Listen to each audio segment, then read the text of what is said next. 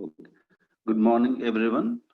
In today's class, we will be discussing about political puzzle of Rajasthan, like the current political situation. So, what exactly going on in the state of Rajasthan? See, from the past few days, every day we keep on seeing Rajasthan in the national headlines. You know, the reason the internal political crisis in Indian National Congress. So this is the current ruling party in the state of Rajasthan as of now, because the 15th uh, legislative assembly, because the current legislative assembly in Rajasthan is 15th one.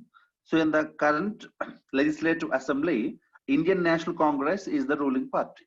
Elections took place in the month of December 2018, and eventually INC won the elections. So now if you see the statistics of 15th Lok Sabha, 15th State Legislative Assembly of Rajasthan, State Legislative Assembly, SLC, SLA. The total number of seats, Rajasthan's total number of seats, 200. The total number of seats in the Rajasthan's Legislative Assembly, 200. In that, Congress won 107, INC, Indian National Congress 107. Okay.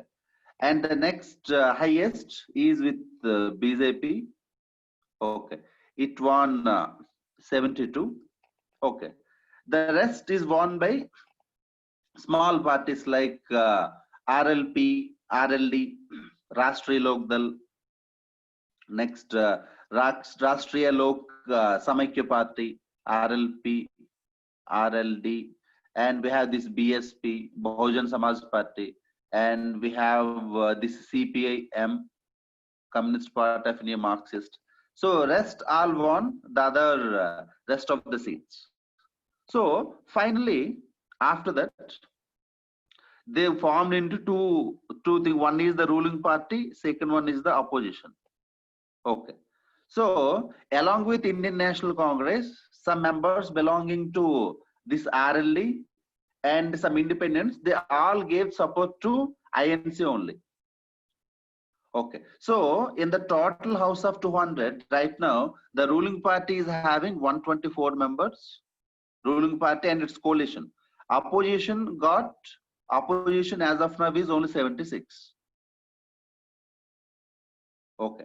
As of now, opposition is just 76 members, ruling party 124 members, ruling party and its supporting legislatures. Okay, so this is the current political situation. The present 76 and 124. So this is the current situation in the Rajasthan's 15th Legislative Assembly. Clear? Now, let's come to the current situation. So what exactly happened in the recent past? So due to which we are seeing the current political crisis in the state of Rajasthan. So if you go back to little past, okay, a week back, this Rajasthan's Speaker, CP Joshi, Speaker, okay, issued notices, okay, Speaker issued notices to 19 MLAs, issued notices to 19 MLAs. All these 19 MLAs, they actually belongs to the Congress party, INC. Okay, so these 19 MLAs belongs to Congress party. Why the speaker has to issue notices? Because the speaker got the complaint from the ruling party that these 19 MLAs doing those activities, those are not in line with the party. Okay, so these 19 MLAs, among them one is the Sachin Pilot. Okay, so he is the one who led the camp. So this is what we call as faction. Okay, so this is what we call as faction. So these 19 MLAs under the leadership of Sachin Pilot formed a faction. So this faction right now doing the anti-party activities. Okay, so because these 19 MLAs doing the anti-party activities, eventually the ruling party has to complain to the speaker, and speaker eventually has to issue notices to these 19 MLAs and asking them, why couldn't I disqualify you? You kindly explain to me. Why to all these 19 MLAs, why can't I disqualify? So because you are doing some of those activities, they are looking like anti-party activities. You should kindly provide your reply. Okay. So these 19 MLAs, they are bound to provide reply to the speaker. So if they fail to provide reply to the speaker, then the speaker is bound to disqualify them. Okay. So to these 19 MLAs, speaker issued notices. They have to bound to provide reply.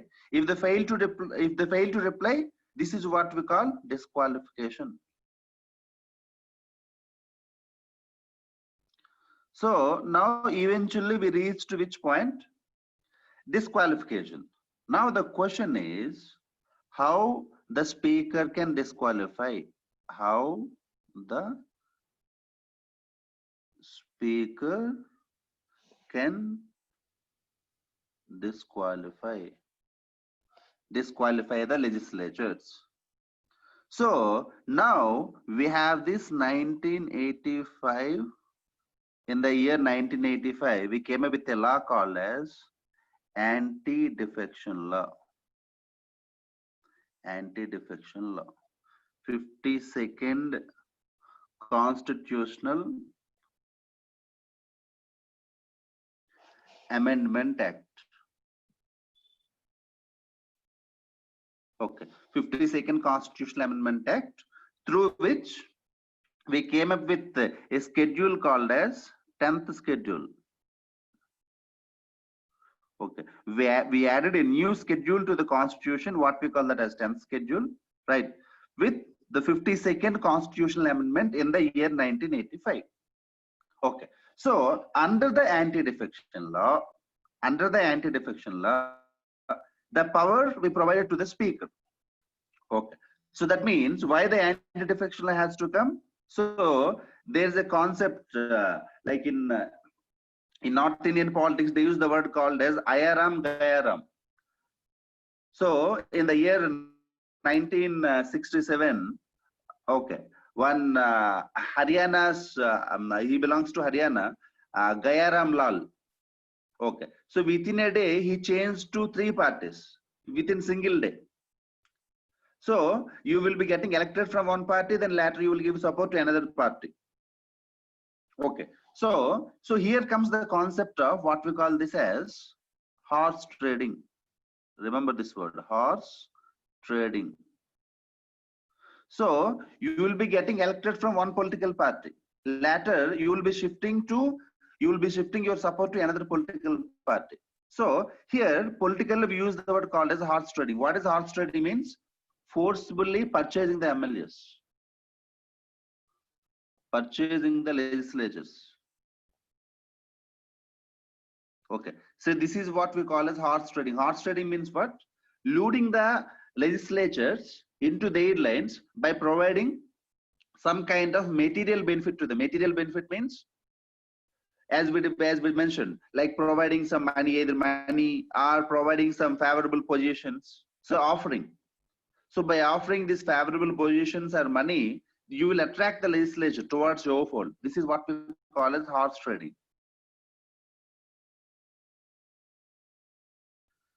Okay, so to stop this horse trading, see this point, to stop this horse trading and what we also call as the word poaching. Okay, horse trading and poaching related activities, we thought like there need to be some stability in the party system. Accordingly, in the year 1985, we came up with a law, what is called as that, what is the law that is called as anti-defection law. Under the anti-defection law, Okay, the speaker is the final authority. So if any candidate, if any legislature, if they violates the party whip, each political party will be having a party whip, what WHIP, because it is the whip who will take care of all the activities of the party. That's why we call them as party whip. So if any legislature violates the guidelines or the instructions provided by the party whip, they are bound to be disqualified. Okay, when suppose, for example, you have to vote on a particular bill, your party whip mentioned to you that we will be voting opposite to this, we will not vote yes, but still you voted yes. In that case, you can be disqualified because you violated the instruction given by the party whip. Okay, so this is one condition. So now what you will be writing here, on those conditions, on whose conditions the legislature can be disqualified. Okay, two conditions. One is doing anti-party activities. Second one is violating the instructions of the whip during the time of voting. Okay, so on these two conditions, if the legislature violate, either doing anti-party activities or violating the instructions of the party whip during the time of vote, then they can complain to the speaker. Okay, then speaker can disqualify them. Okay, so if the speaker disqualifies, what the legislatures can do? Can they approach court? Can they approach court? So they can approach court. So here we have a famous Supreme Court judgment. Okay, so we have this famous Supreme Court judgment. So what this famous Supreme Court judgment says, this is the name of the judgment, the 1992 judgment. 1992, this is the famous judgment with respect to anti-defection law given by the Supreme Court. The name of this judgment is like Quixote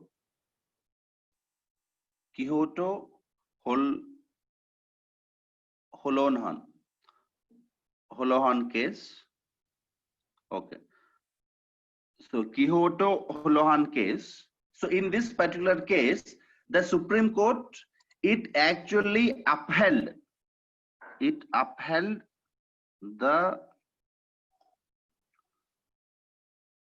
position of the speaker. It upheld the position of the speaker, okay, to disqualify the legislatures. Okay, so it actually upheld, but the only thing is like here, if we have a famous case, just a few months back, a year back, in Karnataka we have seen in Karnataka also the same kind of thing happened. When election took place, Congress won the election. Later, some of the MLAs, they have resigned. Then they joined BJP. Now BJP formed the government in Karnataka. Same is the case recently with Madhya Pradesh. Okay, so in both the states, the same kind of thing took place. So now this is what is going to happen even in Rajasthan. So that's why now in Rajasthan now the Congress is little bit facing these challenges.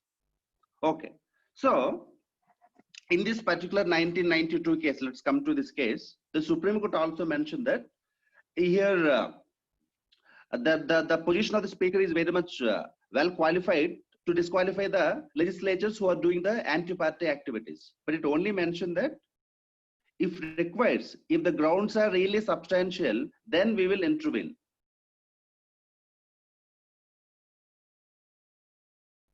Okay. So, but here you should understand one point. Ultimately, the power is with whom? The power is with the speaker. But mostly, speaker from which speaker comes from which political party, which party, ruling or opposition? Speaker mostly comes from the ruling party. Okay. Speaker mostly comes from the ruling party. So, in most of the occasions, what the speaker will do? Speaker will favors mostly to the ruling party. Though the speaker has to take the stand independently, so in most cases, what will happen? The speaker favors the ruling party. This is what we have seen in Madhya Pradesh. Because from ruling party, the speaker will be coming, either the speaker stops the disqualification or the speaker will disqualify according to the convenience of the ruling party. In these situations, where they will approach to the governor. Okay. They will approach to whom? The rebels, that means those who want to resign. Okay. They can approach to the governor. So this is what happened recently in the Madhya Pradesh. In Madhya Pradesh, what happened? Same, within the Congress party, some of the legislatures, there, which faction? The Scindia faction. The Jyotiraditya Scindia. Jyotiraditya Scindia and some of the legislatures in Madhya Pradesh, they want to form a separate faction from Congress and they want to resign. Okay. So the speaker tried to disqualify. So eventually what these Scindia and the rest of the people did, the MLAs, they approached to the governor. Okay. There they submitted the resignation. Okay. Actually, resignation has to be submitted to whom? MLAs has to submit the resignation to speaker. Okay. But in unwarranted circumstances, listen to this technical point carefully. In unwarranted circumstances, they can submit to the governor. So from here, the puzzle starts. Follow this point carefully. They have to submit to the speaker, but they submitted the resignation to the governor. So now what the governor will do? Governor will ask for the trust vote. Okay. So governor will ask for the trust vote. Then what will happen? Then all the 200, suppose for example, if you take the case of Rajasthan, all the 200 legislatures will participate in the trust vote. After participating in the trust vote, okay, then these people, they can vote. Suppose right now the strength is 124 and this is 76. So within this 124, these 19 MLAs also there. Okay. So what these 19 MLAs can do right now? They can violate the party whip, because the party whip say that vote for us, but they will not vote for them. They can either abstain. They will not either vote. Okay. Or else they can vote to the opposition. Okay. Because if they do that, they will be getting disqualified. But so mostly what these people will do, they will not vote, they will abstain.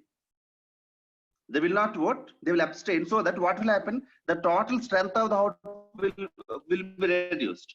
Suppose right now the total strength of the house is 200. If you take off 19, what should be the strength then? Then 281. They can reduce the strength, right? So if you reduce the strength, then it provides an opportunity for the opposition, okay, to get the numbers, to further get the numbers. So this is what they're actually planning here. So now the challenge right now here with respect to Rajasthan is that the house is not in session. If the house is in session, the speaker also can put for the vote and the speaker can disqualify, because the house is not in session. Now the speaker, if the speaker disqualifies, these people can approach to the court. They can say, like, see, we have a right to resign. So we resign from the party, but still they want to disqualify. But here you should also remember another trick. Mostly the members will resign.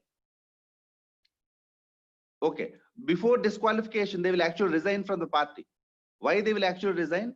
Because if you resign, immediately you can join another political party. But if the speaker disqualifies you, you must contest elections to become the minister. To listen to this point carefully. If you resign on your own, immediately you can go to the next political party. There you can also become minister. But if you got disqualified, means you must contest elections. This is what happened in Madhya Pradesh. In Madhya Pradesh, they resigned. And their party also toppled. Now they all became the part of BJP. Now they will eventually become ministers also. Okay. So this is what the role of the governor will play here. So if the speaker didn't listen to them, they can approach to the governor, and the governor also can take decisions. Okay. So now governor will ask for the trust vote. In most of the cases, this the Indian National Congress can win. But to what extent they will play the game, we have to wait and see. So this is what right now is actually happening in Rajasthan. So now what we have to understand here is, we have to understand about this anti-defection law. Anti-defection law.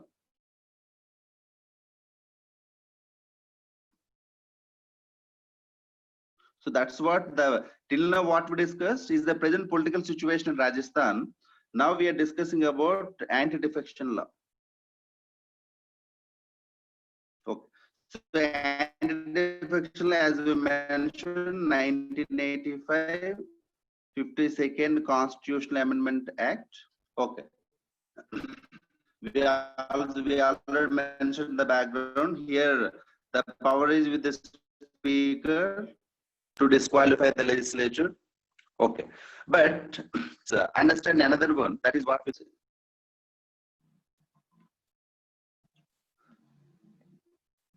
Democracy.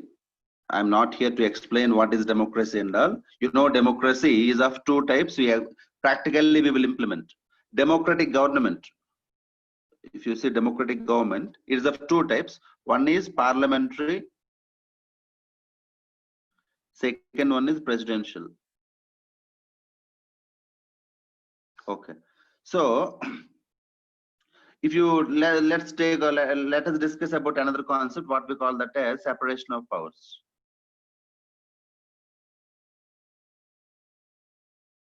Separation of powers. So under which we have this total three: legislature, executive, and judiciary. So the power should be divided among these three organs: legislature, executive, and judiciary. So one will make the policy, one will execute the policy, one will review the policy. Okay. So this is the standard for this should be standard form of government. It should be incorporated either in the presidential or the parliament. So now, if you take the case of presidential form of government, in presidential form of government, we have a separate legislature, we have a separate executive, and we have separate judiciary. That means legislature comes separately, executive comes separately, judiciary also separately. So we have a clear separation of powers when it comes to presidential form of government. Example, USA. Okay. So executive, separate election we have for the executives, we have this presidential elections. Okay. So we have a separate legislature, Congress, US Congress. Okay. So we have US Supreme Court, we have US judiciary, independent judiciary. So in the presidential form, we have a clear legislature, clear executive, clear judiciary. Okay. So at the same time, executive comes with a stability, 4 years. If you take the case of US president can only be removed even in the legislature, if the number of seats are less for Trump. Suppose Trump is representing Republic Party. Frankly, right now in the legislature, that means in the Congress, it is the Democrats who got more seats. Democrats are more in Congress than the Republicans, but still Trump is the president because Trump was given a 4-year term that will be ending by the end of this year. Okay, so his position is fixed. Irrespective of the number of seats in the legislature, the position is fixed. That's why in presidential form, the head of the state means here the president, the position is stable. Okay. So there is no need of any divisions. So ultimately what we want here, we want to topple the governments, right? So how can you topple the government? Only when you lose the confidence of the legislatures in the case of parliamentary democracy. But in the case of presidential democracy, president will be given fixed power of 4 years. You can only remove the president. Okay.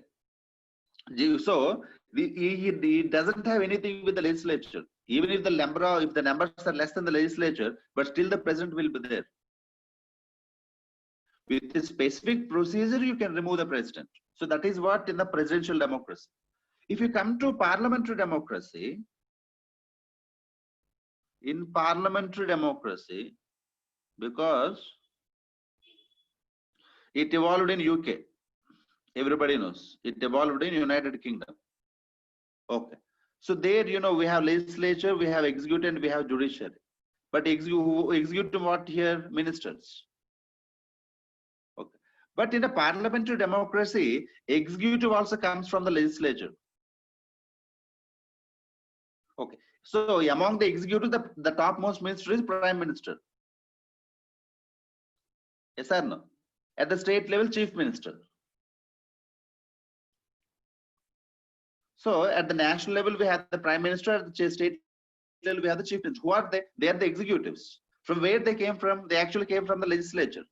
So until the numbers are there, until the members who supports the executive, they will be in power. If the members fails to support, then they will topple. But who are the real power holders in India? It is the president or the prime minister. It is the prime minister who is the real power holder at the center. Chief minister at the state level, because they are the real control, they are the real ones. Because whatever they say, the president or the governor has to listen to them. Either the president or the governor. So, okay, both have to listen to the executives, the top executives, either the prime minister at the central level to the president or the chief minister at the state level to the governor. Okay, so at the same time, these people who prime minister and chief minister, they are under the control of whom? They are under the control of the legislature. If more members are supporting them, they will become the prime minister. If the members are not there, then they have to, their government will be toppled and they have to come out of it. Okay, so in a parliamentary democracy, executive comes from the legislature. At the same time, executive's power depends upon the legislatures, the number of members. Okay, so in this way, there will be always fight for the numbers. Okay, in the parliamentary democracy, because we have we have n number of political parties, and that in India is a multi-party system. In India, we have a multi-party system. Okay, so in the multi-party system, any individual, even we have independents also can contest. So because it's always the numbers that matters. The numbers that matters in a parliamentary democracy. So who got more numbers? They will form the government. Because this numbers matters, always there used to be some kind of jumps. That's what I told this Ayaram Gayaram. Ayaram Gayaram. That means morning he will come, evening he will go. The reason? Because there is a demand for these numbers. To whom if I support, I will get more amount. I will get more power. Okay. So to stop this, because in parliamentary democracy, this kind of numbers, this kind of challenge with numbers is actually given. Okay. So number-related challenge in parliamentary democracy is given. So that's why there need to be some kind of regulation to that. Or else what is happening here? The members are getting elected from one party and later they are supporting to another party. This should be stopped. If this has to be stopped, then there need to be some kind of regulation. That regulation eventually came in the year 1985. This is what we call as the 1985 anti-defection law. Anti-defection law. So how this anti-defection law came? Because of the defections, because in parliamentary democracy it's always the arithmetic, who gets more numbers. So because of that, defections are happening, getting from elected from one party, shifting to another party. To stop this, we came up with this anti-defection law, 52nd Constitutional Amendment Act 1985. Okay, but we should also discuss about some of the challenges associated with the anti-defection law. After coming up of this anti-defection law, how it is being misused. See now, the reason why we got this anti-defection law, to stop the defections. Okay, but the anti-defection law right now is giving more powers to the party whip. Okay, discretionary power to the speaker. Okay, so silencing the legislature. Okay, silencing the legislature. Next, strengthening the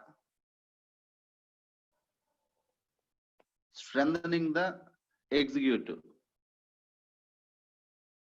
Okay, see why first of all this particular anti-defection law came. It actually came to stop the defections, but now contrary to that, it is also being misused. How anti-defection law is being misused? It is giving all powers to the party whip. In a democracy, who should be given importance? Legislature should be given importance. Okay, why legislature should be given importance? Because it is the legislature who got elected from the people. They got elected from the people. They know what their people want, what their people in the constituency wants. But right now, who is controlling the intentions of the legislature? Party whip. That means even if I do not like what my party whip says, I have to follow, or else I can. So is party whip is who should be having the powers here? Legislature should be having powers to decide. But who is actually deciding here? The party whip is deciding. Okay. So in this way, the legislature is actually losing it lost some of his powers. Next comes to the speaker. So when it comes to anti-defection law, it is the speaker whose authority is final. It is the speaker who finally decides whether it should be disqualified or not. So it is the discretion of the speaker. Listen to this point, discretion. It is the discretion of the speaker to disqualify or not to disqualify. Mostly speakers comes from where? They comes from the ruling party. So mostly they are favoring whom? They are favoring to the ruling party. Okay, that's the reason we have to also use the position of the governor. Okay, so if the speaker is not responding, then they can approach to the governor. That's what happened in Karnataka. That's what happened in Madhya Pradesh. Governor went for the trust vote. So in the trust vote, they lost in both Karnataka and Madhya Pradesh. That's what now BJP also planning even in Rajasthan. Okay, that's a political game. But if you see the theory here, how the theory is actually supporting to this. Next, the legislature also will be having their own taste. Suppose my party says we will be supporting this program. I, as an individual, it is not affecting much to my constituency. I might not support it. But after coming up of this anti-defection law, I must support my party line. If I do not support, then I can be disqualified. So in that way, some of the critics are arguing right now that there need to be some kind of reforms in the anti-defection law. Okay, anti-defection law, it came very good. Suppose, for example, it comes up with some some instructions. Suppose it says, suppose if you see, if 2/3 of the legislatures you elected from INC, 2/3 of it. Let me give a very simple example. You will understand. It's we have during the time of 2009 elections, there was a political party called as Praja Rajyam Party. Okay, so we have a political party also called as INC. That time, Prajarajyam Party got 18 seats. Okay. So INC got around some 151 seats. INC won the election and it formed the government in Andhra Pradesh. Later, PRP wants to join INC. Some of the members. But here, as majority of them got agreed, 2/3 of it, more than 2/3, 2/3 in the sense here, more than 12. Among 80 legislatures, more than 12, they are interested to join Indian National Congress. Eventually, PRP got merged with INC. PRP got merged with INC, and all these 80 legislatures, they went and joined. Now they became INC members. So like that, if more than 2/3 of members, if 2/3 and more, if they ready to join another political party, then anti-defection law will not come. Independents within 6 months, they have to mention that we will be providing our support to one political party. Okay, then also it will not encourages disqualification. So within 6 months you have to. Okay, but it encourages disqualification when you do the anti-party activities. At the same time, during the time of voting, when you vote against your party line, okay, you would be deemed disqualified. This is what the anti-defection law says. But what some scholars are saying that there need to be some kind of reforms to this. See, for each and every legislation, if you want to go for anti-defection law, that means you are violating the right to silence or right to disagree. Yes or no? See, one of the legislatures belonging to your party not supporting your argument, it shouldn't be the reason for the disqualification. So that's why what are the recommendations these people are saying is like, let us keep the anti-defection law only to very crucial votings, like suppose for example confidence motion. So the confidence motion actually decides the fate of the government. Confidence motion decides the fate of the government, whether the government will be in power or not. If the government fails to prove in the confidence motion, the government is bound to drop, and they should go for the election, or they should allow the others to form the government. So it will be collapsed. So that time, these people say that we need to have anti-defection law. We do not need anti-defection law for each and every aspect. So this is one of the recommendations with respect to anti-defection law. Okay. But right now, where the situation is, right now is how some of the constitutional provisions are being misused. Suppose, for example, say very simple thing. Governor, take the case of Rajasthan. Governor belongs to center. Speaker belongs to the ruling party called as Congress. So here Speaker wants to favor the Congress. Governor wants to favor the BJP. Because both have their own discretionary powers. So how the governor got the discretionary power here? If the legislature approaches to the governor, if the governor feels, but here governor should think rationally. But in most of the occasions, governor will favor the ruling party. Then governor will, if the governor feels that okay, the opposition is fine, then governor may go for this trust vote. So how this constitutional provisions, the constitutional position called as governor, the constitutional position called as speaker, the constitutional position called as legislature, how these positions are being misused in a parliamentary democracy, especially in India in the recent past. This is okay. See how this ambition towards power. Okay, either here we are not criticizing one political party. On one side, within the Congress, they do not have this internal democracy. That's the reason this power, this friction came. the young ones like Jyotiraditya, this Sachin Pilot, he wants to become the chief minister, but the old faction of Congress, they do not want him because he may become the competitor for the prime ministerial position along with Rahul Gandhi. So they have this fear. So that's why they do not want to highlight him. So this power hungriness and lack of internal democracy within the Congress party.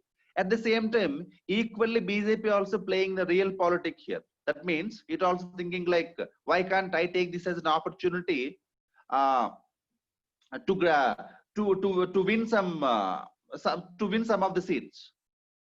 So BJP also wants to fish in the troubled waters. It also wants to do the fishing in the troubled waters. Already the waters are in trouble, but BJP wants to gain something out of it. So that's why it's playing its own politics. So practically when you play these politics, how eventually they are actually threatening the constitutional provisions. This is what we have to see. So from this political issue, how you should apply in the civil services, you should link this to the GS paper 2 polity. There we have this theoretically we will learn in polity. You learn about the position of speaker, the position of governor. You should also apply these practical concepts, how they are being misused. This is what our NCERT also says, applying your theoretical knowledge to the current examples. So in that way, I hope the current political situation, the political crisis in Rajasthan, you can apply it to your policy concepts and you can understand it. So that's the reason why I have to take up this political issue. So mostly we have this myth of don't read political issues. We shouldn't follow all the political issue. We should get the crux of it, linking that to our syllabus. Got it? So with that note, I'm ending the topic. So with respect to this particular issue, today evening 5 o'clock, we will be having the doubts clarification session. At 5 o'clock, I will be sending the Zoom link. With respect, because it's a political issue and there is lot many policy issues that can be discussed. So you will be getting a lot many doubts on this topic. So at 5 o'clock today, I will be coming to the Zoom. I will be sharing the link. So those who have the issues, they can come, we can discuss. If you have any questions with respect to this topic, we can discuss. All right, because if you interact, then you can understand the subject more. Okay. So with that note, I'm ending the topic. Thank you.